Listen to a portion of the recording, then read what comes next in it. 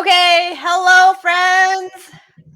We are back again with Chat with Kat, and today we're talking about productivity. As moms or parents, we need to be productive, right? I'm always looking and revamping, and sometimes I need help. Actually, most of the times I need help. Okay, I need to somehow get rid of something. Is that better? I'm getting feedback. Can you hear that? Like there's an echo. No, not now. There was, but not now. Okay. All right. I'll just keep going. So I had Facebook kick me out twice, I think yesterday. So hopefully we're good to go. But yes, so we're talking about productivity today. I've been in business for over 15 years. And so being productive has always been part of what I do. I like to systemize. I like to be as efficient as possible. And then in this past year, I've just really been gung-ho about technology and making things work even better. So today I've got Lisa, who is joining us, who is an expert in systems and productivity. So welcome, Lisa. Thank you. Thanks for having me. So just do a little introduction of yourself. Okay, so I am the founder of Perfectly Productive, which sort of was born out of me being a freelancer initially, doing VA and social media management. And I found that clients coming to me, it was the same thing over and over and over. And whilst it's great to outsource as much as you can, there are things in your business that you need to have an idea of how you can do it. And the thing about it was they were doing things in their business that wasn't really making them as productive as possible. So even though they were outsourcing, they were still wasting that valuable time and resource. Okay, so it's not about getting as much done. And even if you're just handing it to someone else, it's still about looking at what it is you're doing in your business and making it so that you're only doing the things that are propelling you forward towards that end goal. Okay, so it's not about just mindlessly ticking off a list. And I know sometimes we can fall into that trap, especially if we have an assistant and we're like, well, I'll just pass that off. But you don't actually then check, is that something that is moving your business forward? Is that an essential that needs to be done? Or is there actually a better way to do it? And that's where systems come into play. So like you, I'm a working mum and I know all too well how scarce time can be. So it's all about really learning to master the minutes, and I'm all about then leveraging your business as much as possible. And the way to do that is obviously then through systems and automation and outsourcing. Yeah, absolutely. And my little minions are a little older now. So the odd time where I really am swamped, I actually pay my kids to do stuff. So like accounting work, I'm like, hey, this is easy. Like you just have to match invoices and to this list. I'm like, here, go do it. And you can my kid likes to play games, so he gets paid in Robux. I'll look forward to when they're the age they can do that.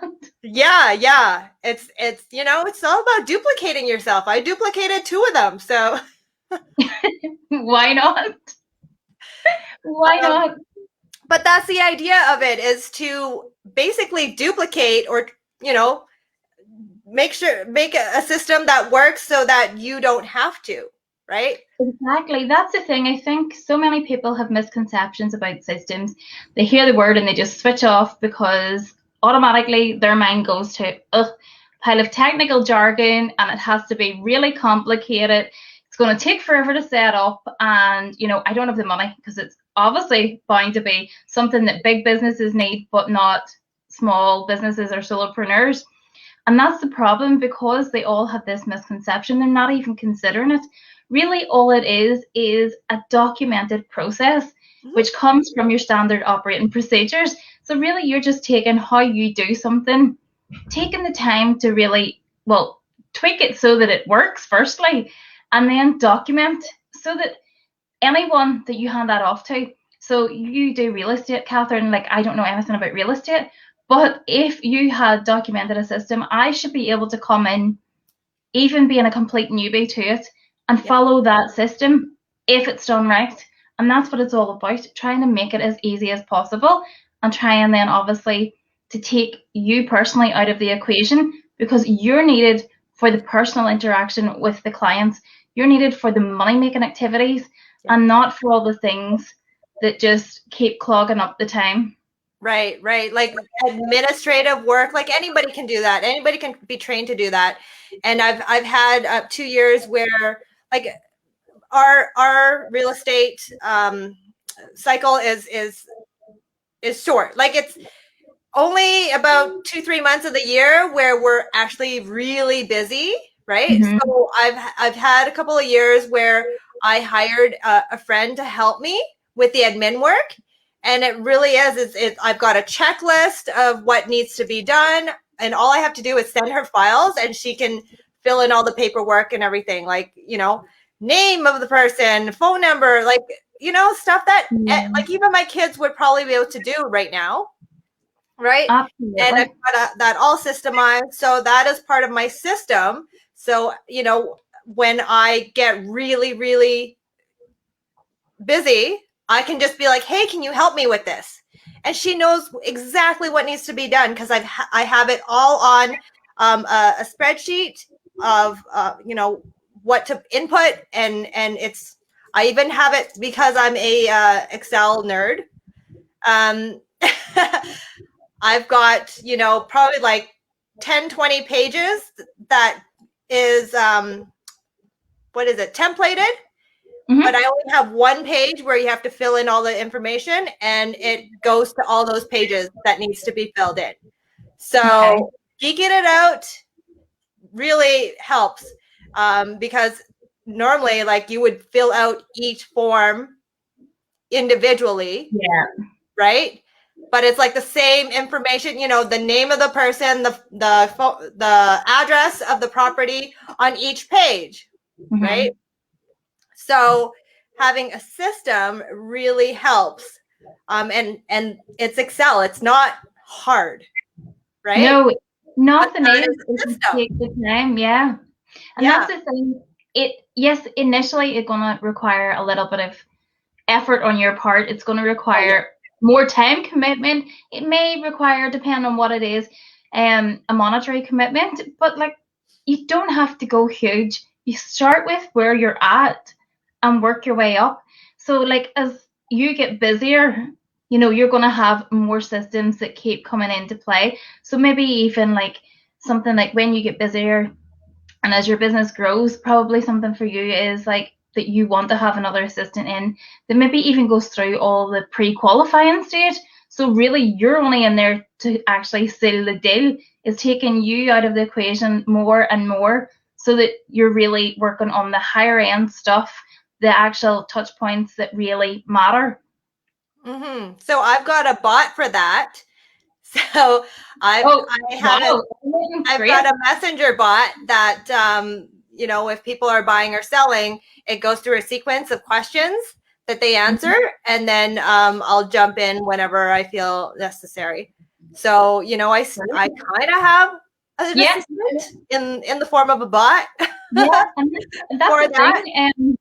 That's the thing. We're always talking about outsourcing, but when it's coming to bits like this, people like us with the systems, it is so much easier to recommend that someone hires not hires a bot, but you know what I mean, like implements a bot, because it's a one-time thing really of setting it up. You're going to go in and review it every now and again, and it does take a little bit of effort on your part. But again, you're saving that money, and like that's what it comes down to, crunching the numbers in business. It's about making the most revenue, but keeping the numbers small. So why would you pay someone to do the same, menial tasks over and over and over when that can do it on automation behind the scenes? And you know it's there 24/7. You don't need to worry about sick pay or Yep. holidays and things like Yep. that. Sometimes I'm like sleeping and I hear it going off. But that's great, right? But I think the problem with people not looking at it is because they don't look at creating a system until they're too busy. And then they're going, I'm too busy to create a system, right? Yeah. They believe they have to be at that higher level, like those 6 figures and things like that. And then they're like, oh, you know, I need a team. I need to expand. Now I need to start documenting things. The best time is to start when you're small, when it's just you. And I know you're like, oh, but why it's just me? It lives in here. Why do I need to bother? But that's exactly why you need to bother, because then as you grow, just hand it over.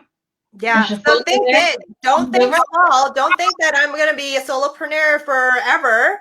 Think beyond that. Think, 2, 3 people at least. And what does that look like? What does that system look like, right? Exactly, it is. It's a big picture thinking, but it's whether, you can get that into people's minds that the best time is to start now when you're small.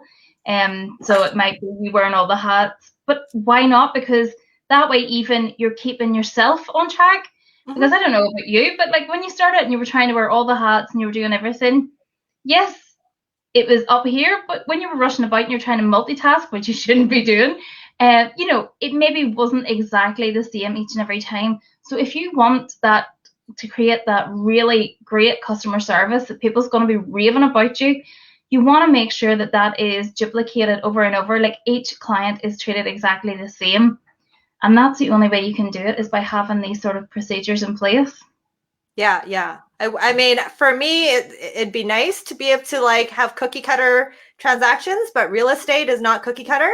So exactly. We have a general idea of how it's going to go, but it always goes off track. And then everybody learns something new, and then we implement something new. So yeah. That's the other part of systems, though. I think most people are put off from even starting, because we've already discussed, they think it has to be more complicated and expensive than what it is. But that's also the other part.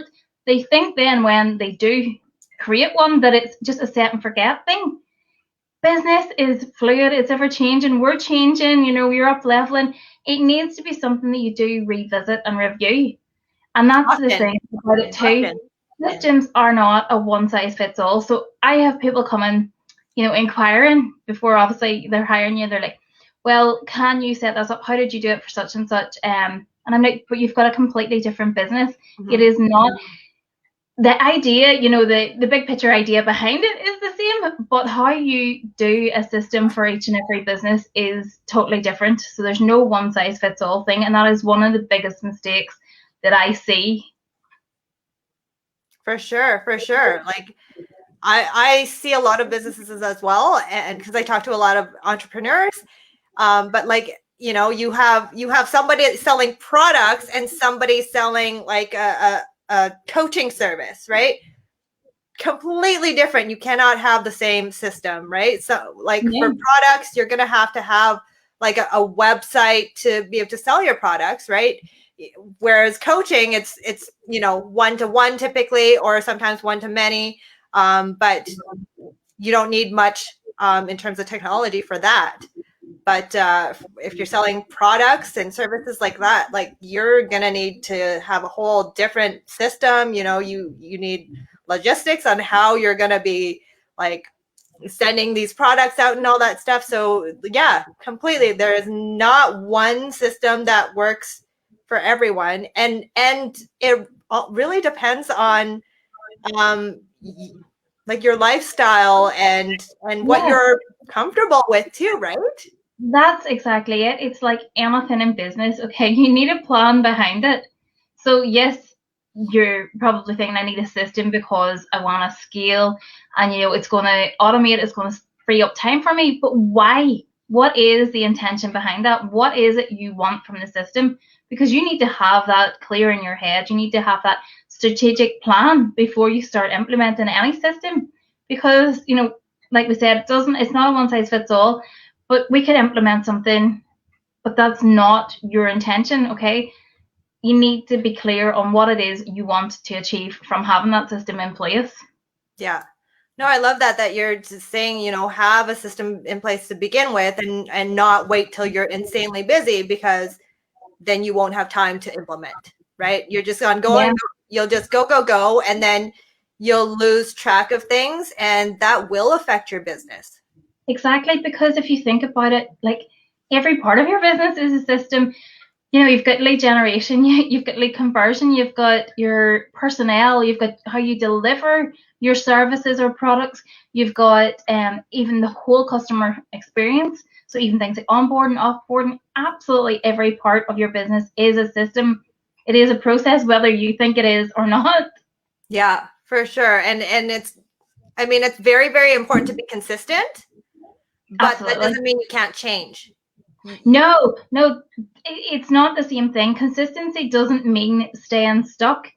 Okay, business is fluid. Consistency means like keep going, to keep showing up, keep doing the thing, but you're not going to keep doing something if it's not getting you results. Yeah. Like that's just stupid. You want to keep going and keep doing it, give it a chance, but you also need to know when you need to sort of pivot and see when things aren't working. It might be time to implement a different strategy. But sure, it's like anything, like we've all got different sales techniques. We've got different lead generation techniques, and they're not going to keep working forever. They might be working great at the moment, but you know yourself, like with social media, things change so quickly. So you need to be keeping up with the trends also.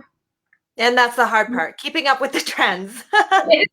Yeah, it is. But having systems in place while they're working allows you that time, to work on your business while the systems are working in your business, so that you can be updating yourself. You can be getting more knowledgeable and, creating more value around yourself, because you have the systems in place. If you've hired the right team or you've got the right automation services, they're working behind the scenes, they're taking care of all of that.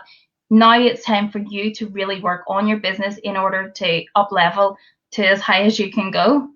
Yeah, for sure. So yeah, I love this, and I've always been that person. Like even when I was an employee, I would get into my position, I would learn what to do, and then I'd be like, okay, there's a faster way of doing this. Let's try this.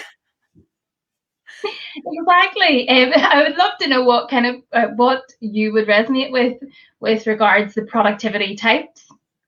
So I don't know, like we can't really get into much details here at the moment because it would go on, but there are 4 main productivity types. So you've got the prioritizer, which really just stands to sense it's someone who really sticks to the facts, who loves the data, loves analyzing, really logical, critical thinking, loves to focus on the task, but maybe not how you accomplish it. They're just so focused on the task and what they need to do. And these people obviously are really super efficient. They love to work alone.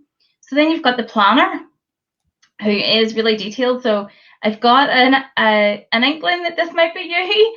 Really detailed from what you're saying, a detailed thinker, really organized, thrives on that, keeping things organized and in a sort of state of flow. They really, really geek out on plans and lists, things like that. They love deadlines. Yeah. They love deadlines. The flip side, I suppose, is that they're not very spontaneous, and they struggle then to sort of think outside of the box with creativity wise that way. They're not great in teams because of the way they think about things. So everything has to be a plan. It has to be formulated. So when it comes to things like team meetings and, they're saying, right, everybody shout your ideas. So they give the pitch and everybody has to, chip in. These people tend to sit back when it comes to things like that because they need that little bit longer to really concrete it in their own head, to think about how they would approach it before they're, they feel comfortable in sort of speaking out.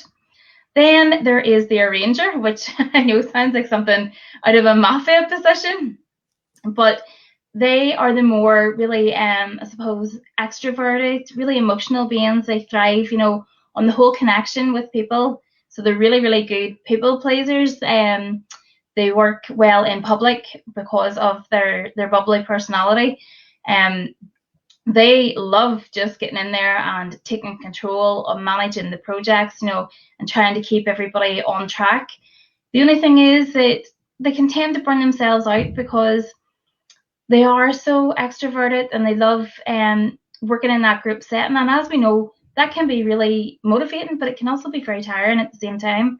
Yeah. And what happens with them then is they tend to get distracted because of it. Mm-hmm. So as much as they love going with the managing part of the thing, they can get distracted easily. So things like Pomodoro works really well for these kind of people because they tend to just have those short sprints of being really productive,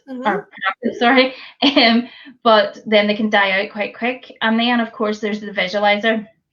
So this is someone who sees the big picture, but maybe lacks the finer details and things because they're so focused on that end goal and how they want everything to work.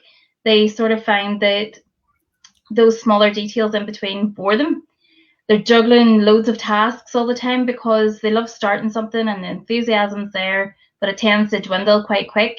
Yeah. So then they end up having to start another one and start another one. So they're constantly starting, and it's not that they don't finish things. It just takes a lot longer for them to get things finished. They would need that accountability, to hold them accountable for actually finishing because they just love the energy of new things and they want to get to that end result as quick as possible. These people are quite cluttered in nature, but there is still a system to it. So, you could walk into someone's office and they may have like stacks and stacks of paper everywhere. And you think, oh my God, how do they get anything done in this sort of environment? What you could say, get me something. They will know exactly where to go. So it may look cluttered and disorganized to other people, but there is sort of a method to their madness. It's an organized mess. Yes, organized mess. Yeah, organized chaos, as I like to call it. So it does really help, even before you start thinking about systems, to know your productivity type. Now, not everyone's going to fit in neatly to one of those boxes, but they probably are going to resonate with one stronger than the others. Yeah. And it's okay that there can be overlaps between them, but knowing your productivity type helps you in your day. It helps you know how to be more productive, how to work more efficiently. But it also, when you start learning it, it gives you the pitfalls to watch out for. So the things that, on the flip side, like the things that are your triggers for procrastination and, the things that maybe you don't do so well. So the things that maybe you need to start thinking about implementing or outsourcing so that people are holding you accountable for it. So when you find these things, obviously, then you can start to work in a more efficient manner. And then that's then how then you start leveraging through systems and things like that. Because I know I put up a post and I know you commented on it. Yeah, it was quite I loved it. So the average person works slightly just under 9 hours a day. I think it's like 8.8 hours. But between 3 and 3.5 of those are spent not being productive at all. So it's just like being in total distraction. They're maybe switching between tasks or they're checking social media. I'm like, that is quite a chunk out of your day. If you think about that, that is social media is a big time killer. It is. Well, the latest stats for social media show that people are on social media for about 145 minutes a day on average. The average person. Something like we check it every 11 minutes throughout the workday. Wow. And when you think about that, it takes, when you get distracted, or even if you've finished a task and you're moving on to a new task, it takes 23 minutes and 15 seconds for your brain to refocus. So in that time, you're not being productive, even if you think you are. Mm-hmm. So it's taking you that long to reorganize your thoughts to start that new task. You wonder why things are taking you longer than they need to be, because you're like, oh, well, I'll just do this quickly. It's only going to take 2 minutes. But you should have done that before you started this task, because now you've just wasted 23 minutes and 15 seconds plus the 2 minutes. So it's really about learning how to organize yourself to work more efficiently, so you're getting the most out of those hours that you are productive. And I truly, truly, truly do believe that we can embrace the work smarter, not harder philosophy. And Oh, again, that's like my motto. It all comes down to automation and systems in order to help you do that. Yeah. But, they can only do so much. You still need to be accountable for what you need to do. And I think that's where the real science behind productivity comes in, where you need to learn your productivity type and how to work to your strengths. Yeah. No, I love that. There's a few points. I really do think that they click so much. So it's not just relying on the systems, but, really learning how to master your minutes yourself. Yeah. No, those are actually really good because I can see, yeah, you're right. I'm a planner, but I do also see myself as a visualizer. So kind of like the visionary to have, the ultimate, basically like what's the ultimate goal, right? So I can see that. But yeah, there's just probably mostly planner. So The only I like that. thing with the planner is that the planner is great and everything's planned out, but this is a little bit of the problem because then, as we know, we can plan the best we can, but we can't always foresee things that might be through in the works. There's always going to be a hiccup somewhere along the line, whether it's you, whether it's a client, whether it's tech, like we had with the sound. There's always going to be something. And this is the problem with planners. They sort of freeze them because it's not abiding by their plan, and they have a hard time then sort of reprioritizing because they need to formulate a new plan. So that's the only sort of downside of being a planner. Yeah. It's the perfectionist in me that is, yeah. Right. But this past year, I've totally learned to just go and not be perfect. Right. Absolutely. None of this is perfect. I don't plan these. Like you were like, oh no, what are we going to talk about? What are you going to ask me? And I'm just like, I don't know.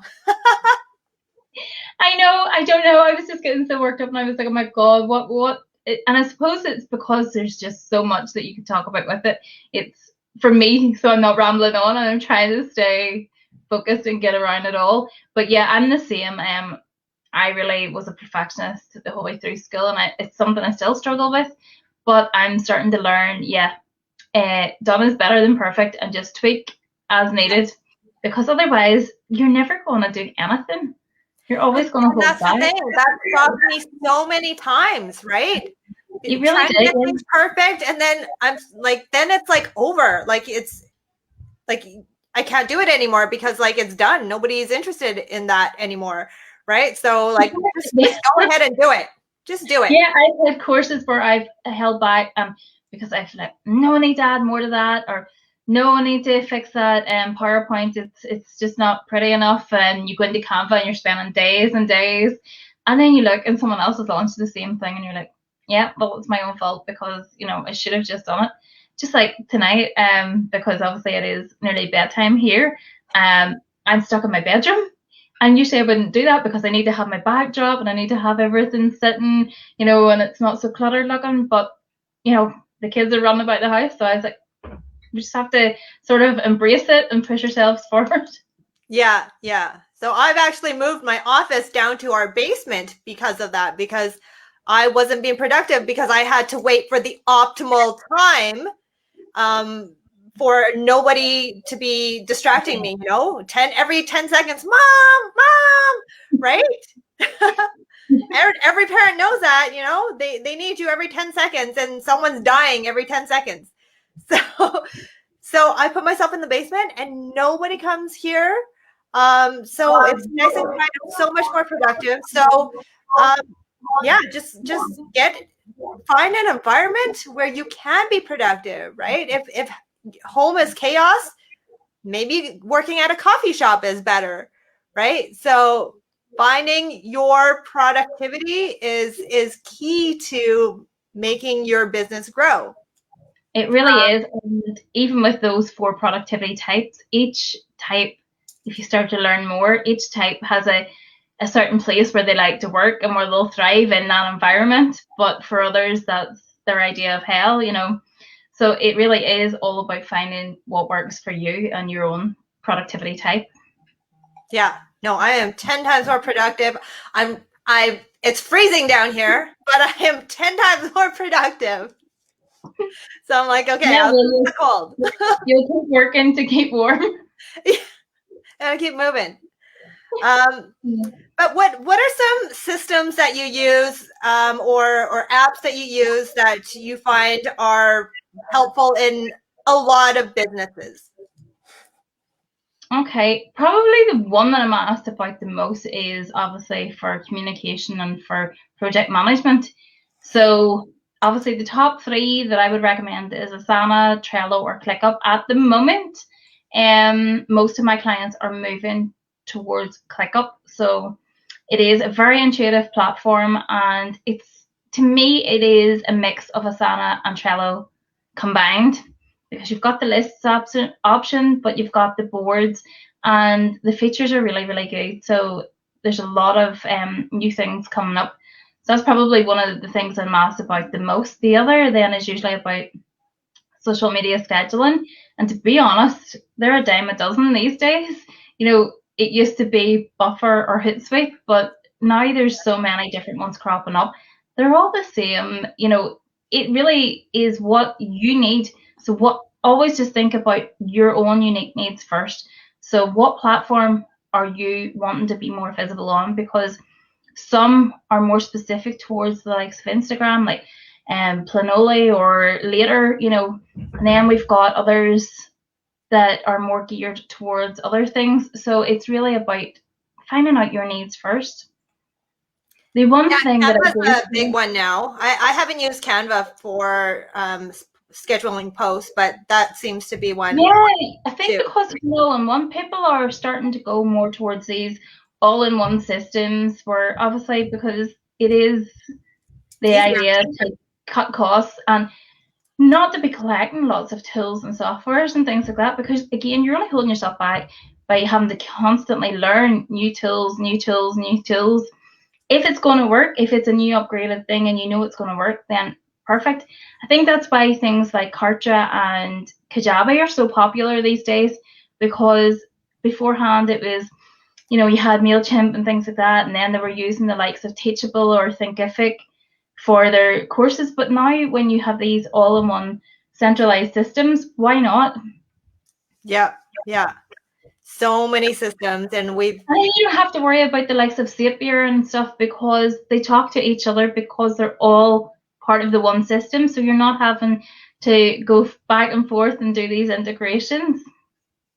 Yeah, those integration apps, though, I'd have to say that it's hard to figure out.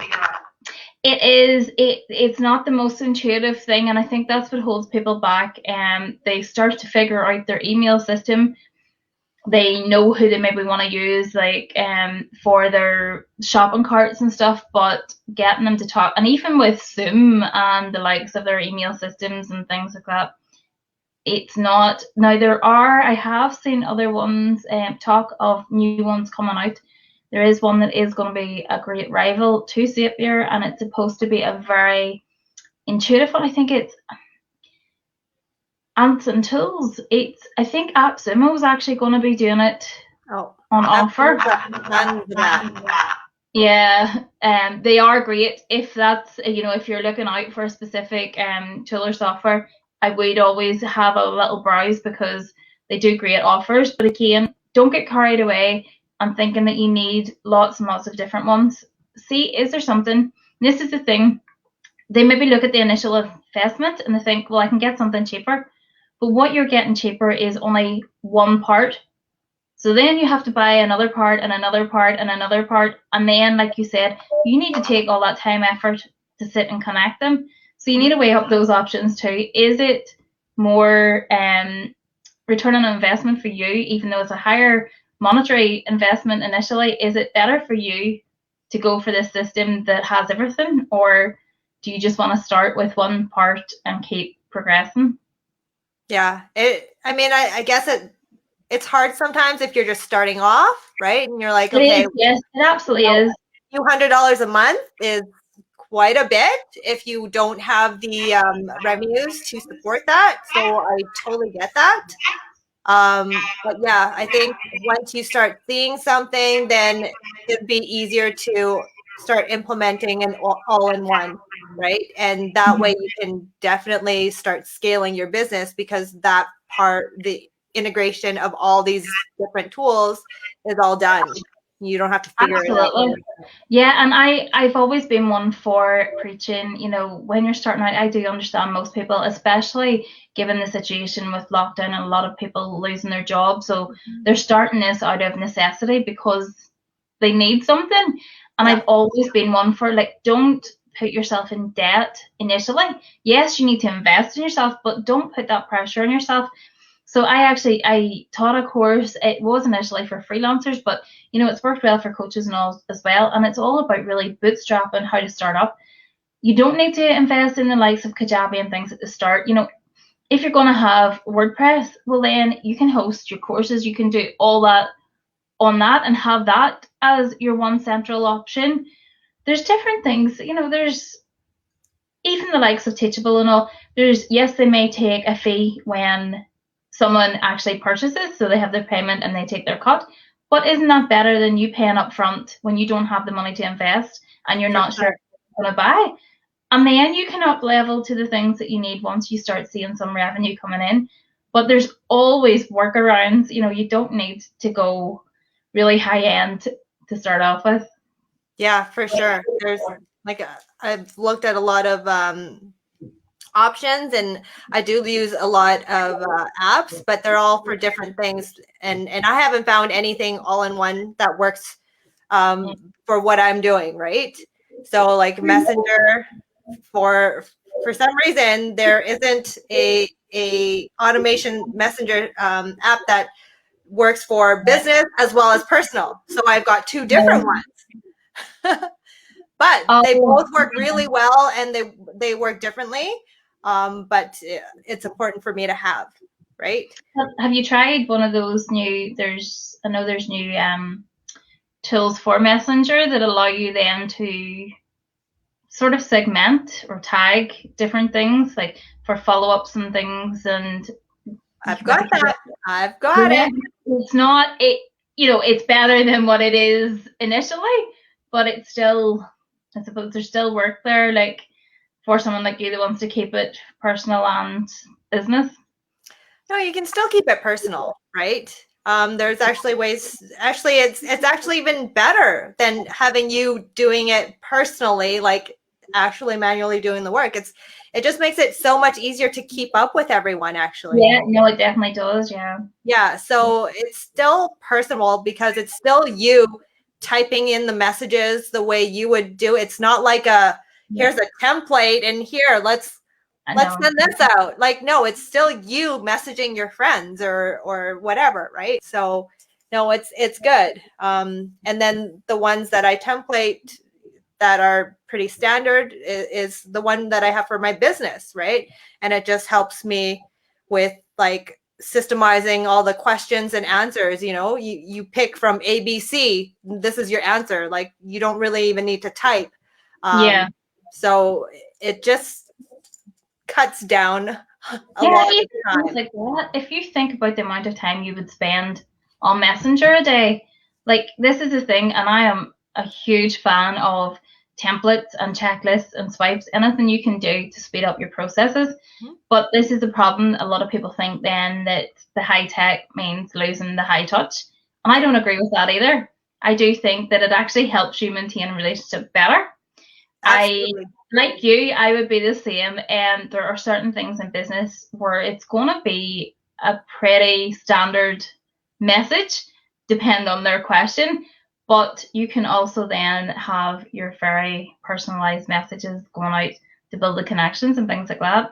So I think that's another problem with systems. People think then if they have more of like a creative business or a handmade crafts and things like that, products like that, they think then that having these things then makes it too sort of commercialized and it loses the touch. But no, I argue the other way, that it actually helps you maintain a better relationship.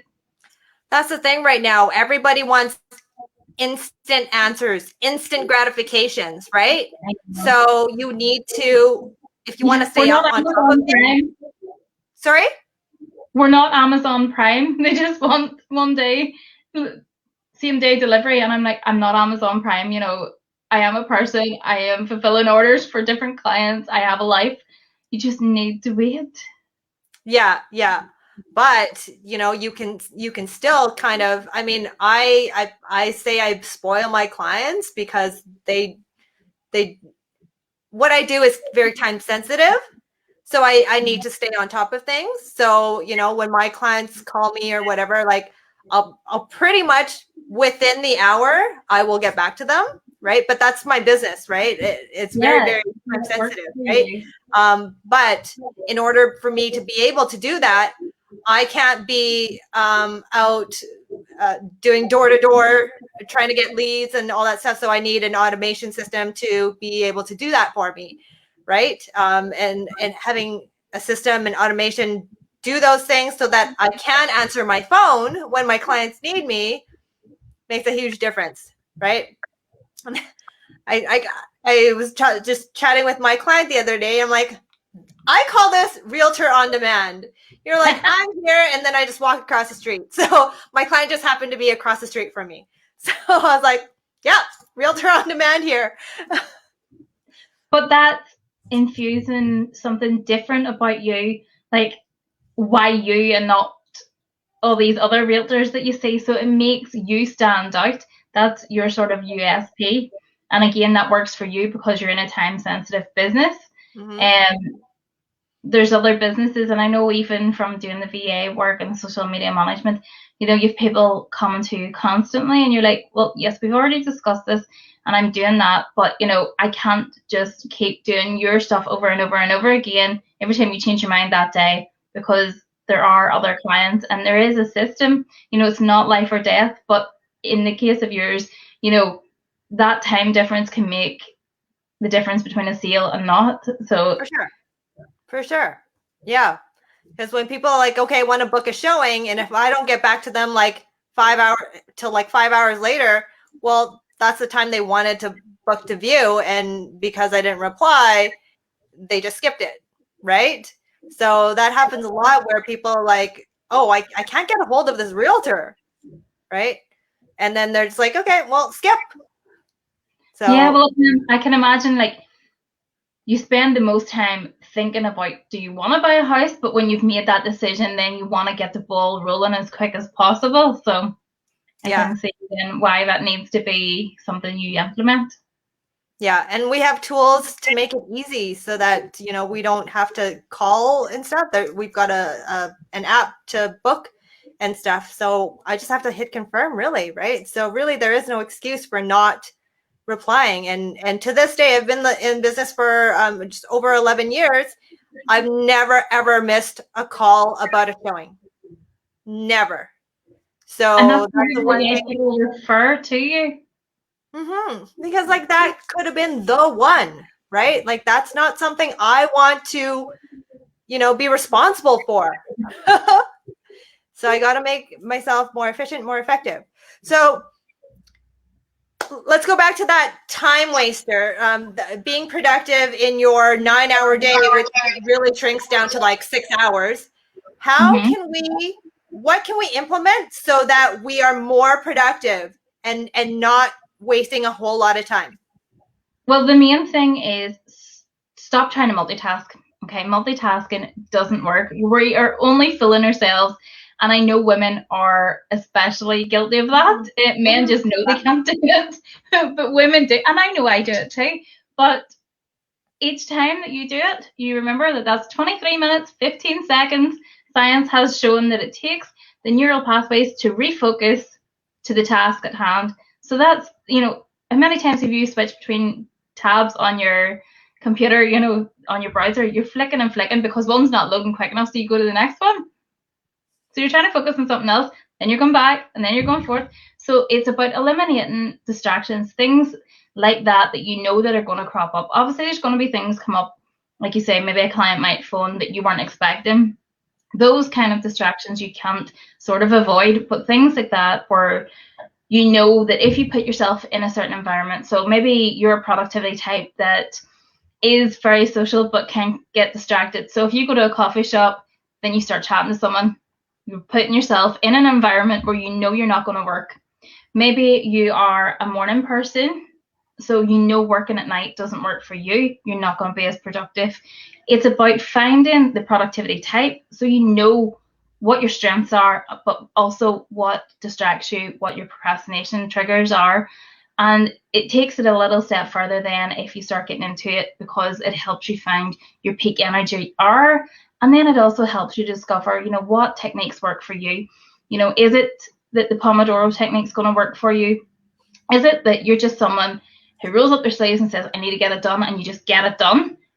Maybe you need to go with different principles, the Kaizen method. There's so many different things out there, and it really depends on what productivity type you are. But the main thing is phones, okay?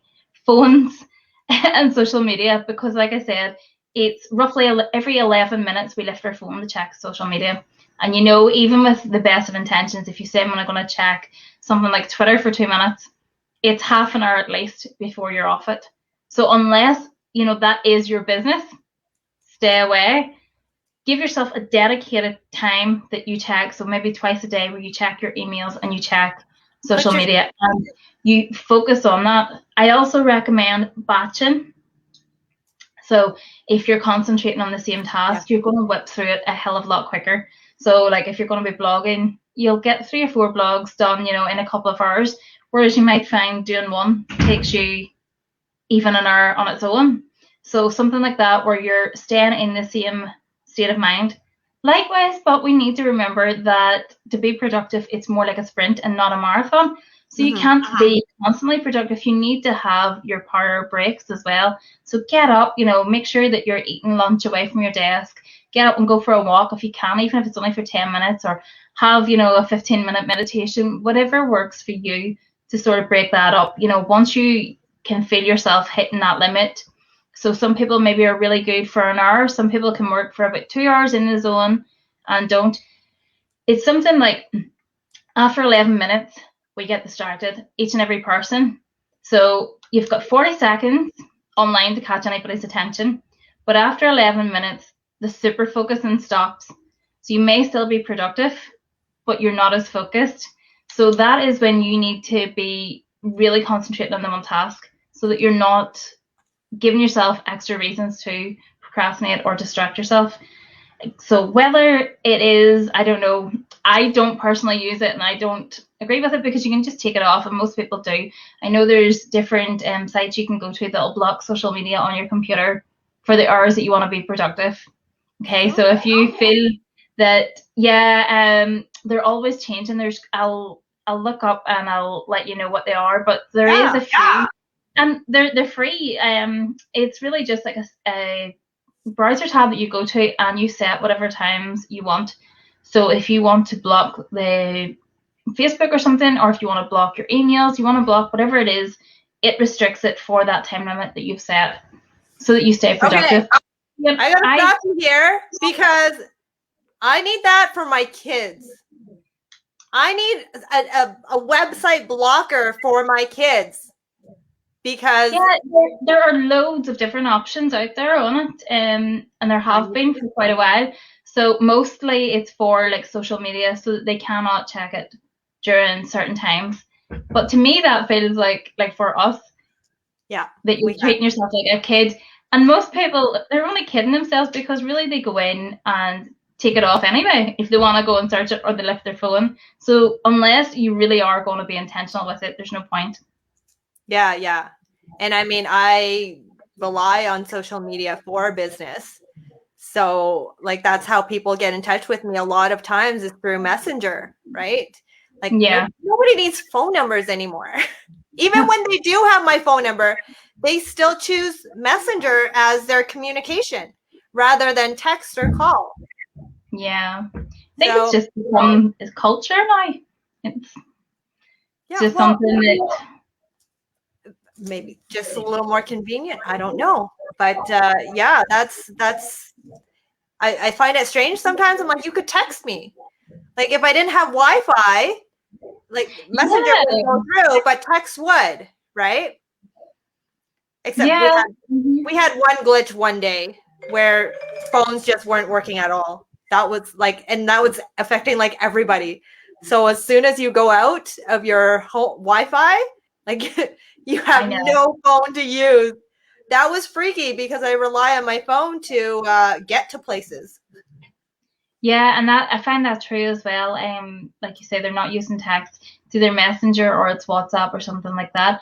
So you're afraid of missing a client thing, so you're constantly keeping your Wi-Fi on, but then you hear the emails pinging and you have good intentions, you're like, no, I'm not going to check it, I'm not going to check it. But when it keeps going and keeps going, they're like, oh, I'll just check it quickly. I Again, have shut off my email notifications. That's the one thing that I have shut off, and I would just check my emails maybe a few times a day, but that's well, it. So anybody that's working with me, they know to text, not email, because yeah.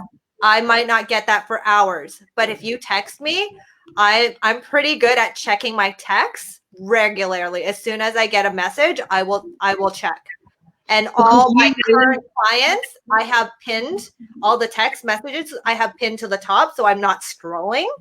hmm So yeah, lots of tricks that I've learned this past year to make things a little more efficient. Because like trying to find a text message that, because I do get clients or new clients, message me and I don't have them in my phone book, right? So yeah. sometimes trying to search for that conversation is impossible. Right. So I have all the important conversations pinned to the top. And once they're done their transaction, then I unpin them. Right. So that has helped me quite a bit. So just Yeah. figuring out little systems. It doesn't have to be this big system, right? Yeah, Just that's all the those little thing. things help. That is the thing. It's the little hacks each and every day. Because, like they said, if you change something like that and started implementing something, if it was even saving you 1 minute a day, think about that for a month. Yeah. How long have you saved? Now And a think about year. it for a year. You know, it really all does add up. And that's the thing. People try to make these big, drastic changes too quick instead of the smaller ones and stick with it. Yeah. It's just like those habits. Just 1% change a day Yep. amounts to so much after 1 month or 21 days to make it a habit, right? Just a little incremental changes makes a huge difference at the end of the day, right? Yeah, what is it? Robin Sharma calls it, I think, daily acts of greatness. And it really is true that if you keep going with that one small, consistent action, like if you were to dedicate something now, and even if you only said I can do 5 minutes, but if you stuck to that for a year, what could you achieve in your business? Even with Yeah. 5 minutes. 5 minutes of bedtime where you're sitting at the school run or you're doing something. There's something that you could be doing rather than just sitting there oblivious. Okay, there's always going to be times we need a break mentally, but there's something that you could be doing, even if it was that you had a book with you or something on Kindle where you're reading and learning something new. Those 5 minutes, I'm a huge believer, they really do add up. Oh yeah. Whenever I have like time when I'm not exhausted, I'm like, where's my book? I need to learn something. I know I can barely fit into my room at the minute because I'm a big collector and I know I have Kindle, but I still love some of my paperbacks and I'm like, no, I can't part with them. I'm sorry, I just can't. Yeah. And it's like I've got a book where I'm almost finished, but I swear I have to go back and read it at least another time, at least once, twice, maybe 3 times. So yeah, definitely love to learn, and there's just so much and ongoing. So I think I want to end this with, what is the 2 apps or 2 systems, whatever it is in your life, that you can't live without? Client onboarding. I think people do not give it enough credit. They think it's literally just getting the client to say yes, giving them the payment details and signing the contract. There is so much more to that process. It goes right through. And that is what is going to improve your client retention rate, so that you're not having to keep going through lead generation and warming up those cold audiences. So I hugely think that most people can improve their client onboarding if they try. And for me then, probably, I would say my project management, just because I have so many clients with the social media management and the VA side of things. So I would say for me, that's a big one. And like I said, I'm finding that a lot of the clients are wanting to move to ClickUp. So we're doing a lot more training with that. Okay. And so for your onboarding process, what system do you use? I actually have a system. It's called Sweet Dash. It's an app. So it's like a white label software. So I use it. But there are so many different things, and it really just depends, because obviously that starts from the client contacting you to book a session, so what calendar do you use? Do you use Calendly, or do you use Book Me, or there's whatever. I use TidyCal. It was a one-time payment of like $19, and I don't have to pay again. And it's so good because I have like four different calendars, depending on what it is. If it's, well, it depends on if it's a real estate related or if it's business solutions. So yeah, or coffee chats, right? I'm like, coffee chats, we don't need to book 2 hours, but real estate we do. So and practically every business at the minute needs some sort of social media tool to schedule, because you do need to be scheduling. But what I think then that they fall into the trap of, well, I'll batch all these posts, I'll get someone to schedule them out, but you need to still be showing up and being active and being in person. There's things that you can schedule in, so you've always content going out, no matter what it is, especially evergreen. But I still think that it's important, and people can tell the steely energy if it's all just automated, scheduled posts. You need to have that healthy mix. You need to be showing up and still building the connections, and not posting. And that has helped me. That has helped me so much this past year, just by showing up. I've got lots of people that are seeing and going, oh, I should refer her. Like there's so many people that I've been friends with for so long, and all of a sudden I'm seeing them refer me to their family and their friends. And it's because they're seeing me. They see that I'm showing up all the time. So very thankful for everyone, and all the tips that I provide people. I mean, I don't do this. I'm not monetizing this, right? No. This is just literally to help other entrepreneurs. And that's how I started this, was just going, holy cow, like there's so many people losing their shirts from this pandemic. And I'm going, how can I help these people?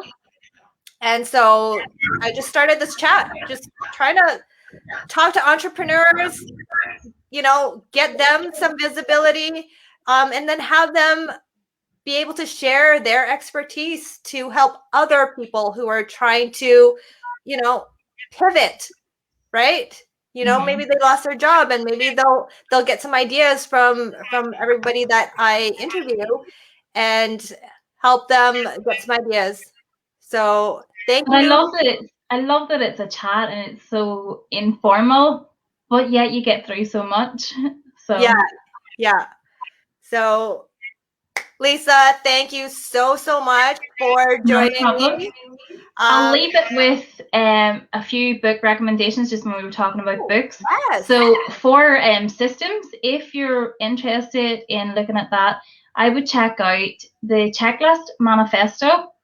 I can never pronounce his name, but look up the Checklist Manifesto. The E-Myth Revisited. Tim Ferriss's 4-Hour Workweek talks a good bit about systems. Now, I'm not one for saying that you can cut down to 4 hours a week, but it has good information in there about systems. And the latest one then, which I'm rereading for the second time, it's pretty recent, Fabienne Fredrickson. She has a book called The Leveraged Business, and it is completely about systems. She's broken it down into 8 major components of your business, and it's just no nonsense, no fluff, no guff, just taking you through what you need to know. So if that systems is something you're thinking about, but you're maybe lost and you don't want to ask, you know, the questions because you're not sure you're even going to understand how to follow it, go and check those out and see, you know, how other people are using them in their business, and you will need them.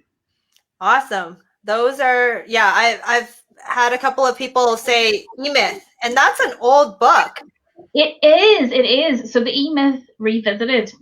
Slightly, yeah. It is still around the same sort of principles, but there was newer bits added onto it. But they are, and it's because they are tried and tested and still remain true. So it's books like that are always going to be the ones that you need to keep coming back to.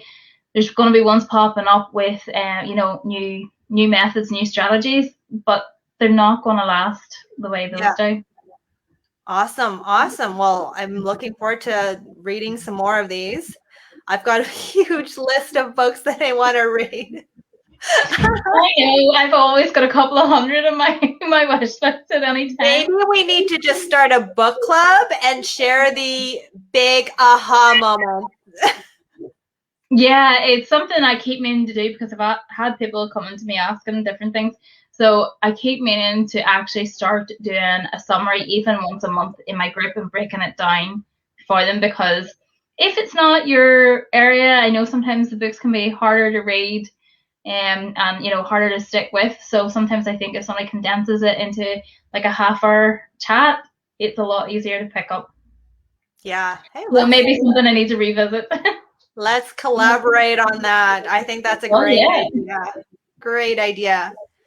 So again, I want to thank you, and anybody who is looking to systemize, I definitely recommend Lisa for this. She's given us so much value in just 1 hour. Imagine what she can do for you. So Lisa, if you want to put your contact information in the comments, so that anybody who's looking to start up you know, get systemized off the bat, and you'll succeed a lot faster and probably better your chances of getting to wherever you want to go. Right? Yeah, I will drop it once we're finished. I'm going to drop it under the Facebook thing because I know people have been having problems with stream chat comments not coming up this week. So is that okay with you? Oh, really? Yeah. Yeah. I don't think I've ever had any problems with the streams coming up because it's on Facebook, right? Yeah. But yeah, feel free to put it in there, and yeah, make sure you guys get systemized. Make sure you guys figure out when you're most productive. I think that's the one big takeaway was, you know, figuring out when it is in your day that you'll be most productive, that you'll get more done.